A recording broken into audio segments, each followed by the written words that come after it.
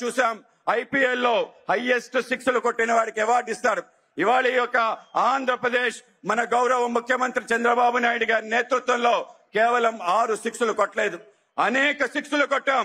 మనం గాని గమనిస్తే ఈ కూటమి ప్రభుత్వం ఏర్పడిన వెంటనే మన ప్రియతమ ప్రధాని నరేంద్ర మోడీ గారి నేతృత్వంలో మనందరి యొక్క జీవన నాడి పోలవరానికి సంబంధించిన 12,517 కోట్ల రూపాయలు మనకి మంజూరు చేయడం ద్వారా మన సాగునీరు తాగునీరు కష్టాలు తీర్చి ముందుకెళ్లడానికి వాళ్ళ మార్గం సుగమం చేశారు.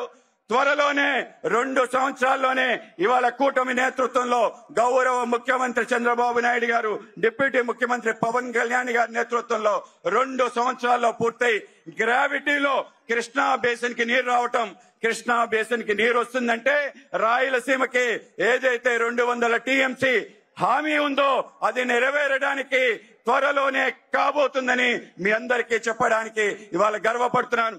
కేవలం అదే కాదు, ఇవాళ మన రాజధాని అమరావతి నిర్మాణం కోసం కేంద్రం 15,000 కోట్ల రూపాయలు గ్రాంట్ రూపంలో 11,000 రూపాయలు మనకి ఏదైతే హడ్కో నుంచి రుణ రూపంలో అనేక రకాల ఇతర అవసరాల కోసం నిధులు మన ప్రాంతానికి ఇవ్వటం ద్వారా అమరావతి నిర్మాణానికి కేంద్ర రాష్ట్ర ప్రభుత్వాలు చేస్తున్న కృషి, గౌరవ ముఖ్యమంత్రి చంద్రబాబు నాయుడు గారి నేతృత్వంలో ఒక భవ్యమైన రాజధాని, ప్రజా రాజధాని నిర్మించబోతున్నాం. అది ఇంకో 6 అని మనం గమనించాలి.